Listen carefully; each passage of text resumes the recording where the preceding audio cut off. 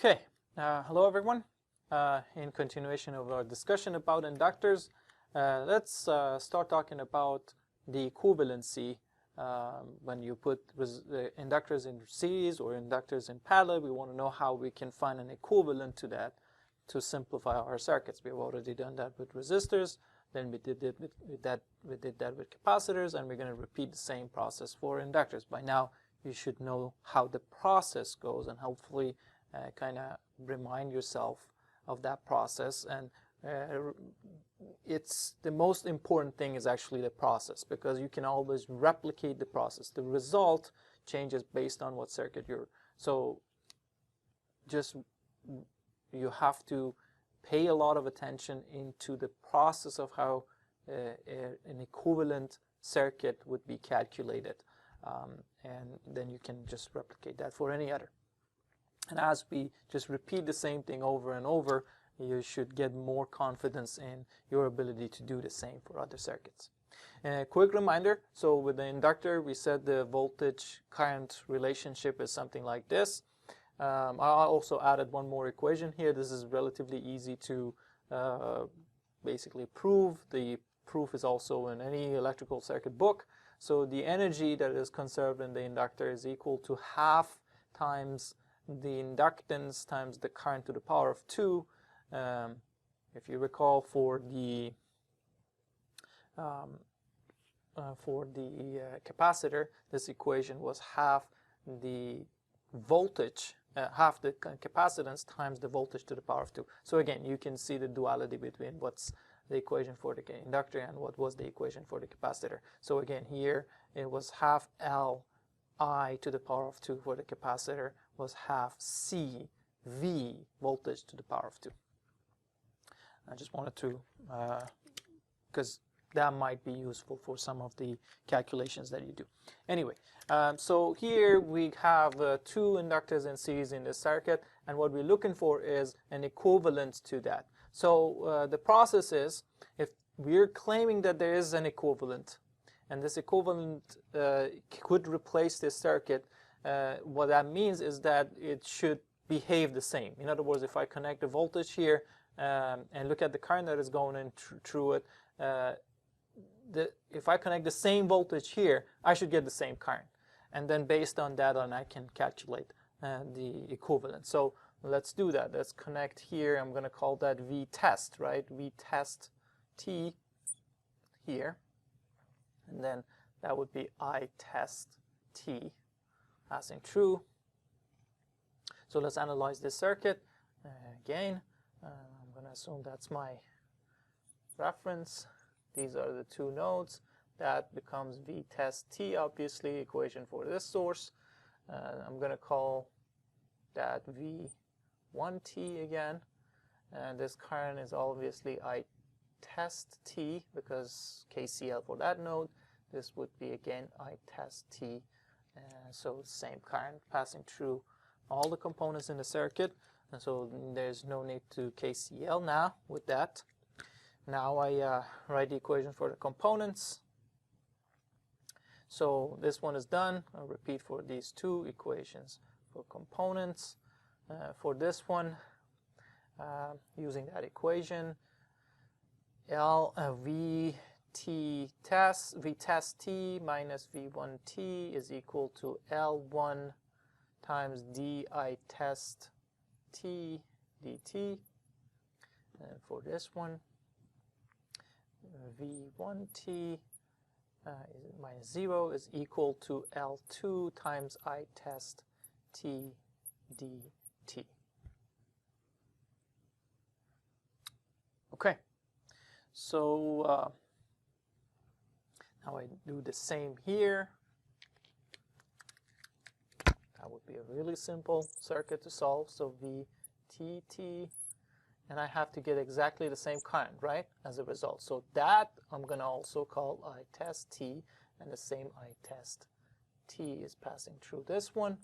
If this is my 0, that becomes V test T. Equation for this one, I'm going to write it down here. So it says V test T minus 0 is equal to L equivalent I test t dt.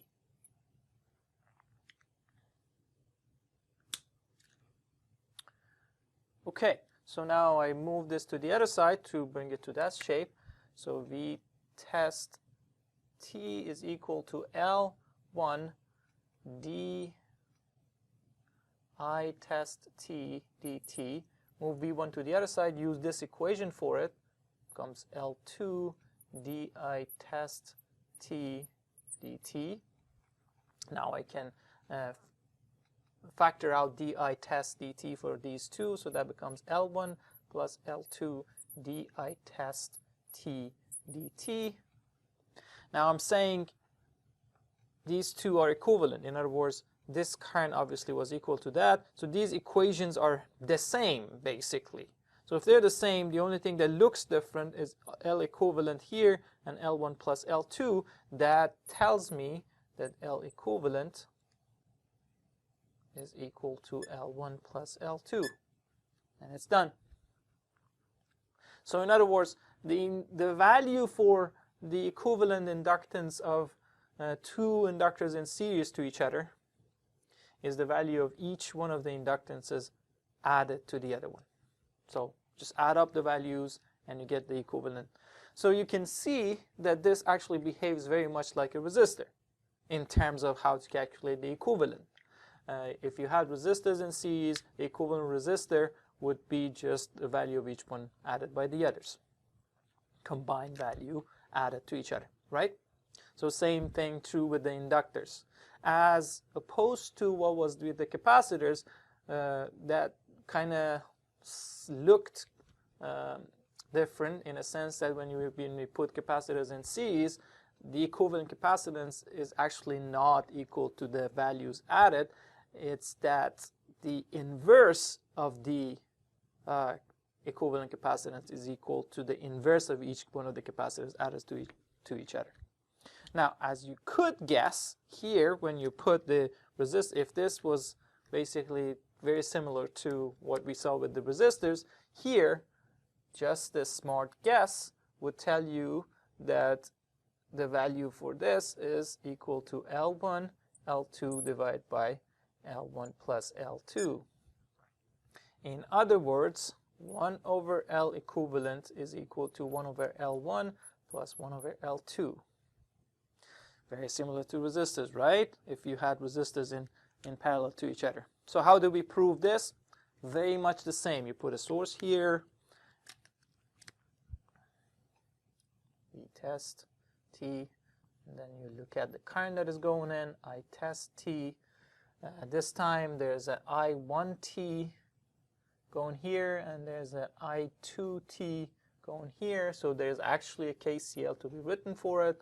And that's, if that's your 0, and this is your VT test, then the KCL goes like this. IT test is equal to I1 test plus I2 test.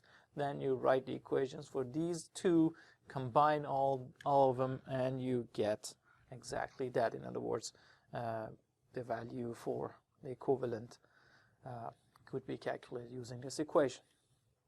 I'll let you finish up this math, relatively simple math. You can also see it in any electrical circuit book. I really encourage you to do this on your own so that you get some practice. Now, we did this for 2 inductors in series and 2 inductors in parallel. Obviously, you increase the number of the inductors. The format doesn't change, meaning that if you have now n inductors in series, then you just add n inductances to each other and you get the equivalent value. If you have n inductors in parallel, again, the equivalent inductance to the power of -1 is equal to each one of the inductances to the power of -1 added to each other. Okay, so with that, I'm going to finish this lecture, relatively short lecture, and we move on to the next step, which is now just analyzing circuits, including the inductors, but going all the way to the end. In other words, solving the equation, the differential equation that is the result. We already know how to solve that differential equation, so it's going to be a bit faster this time in terms of getting to a point that we can calculate the final values for the currents and voltages in the circuit. Thank you for your attention.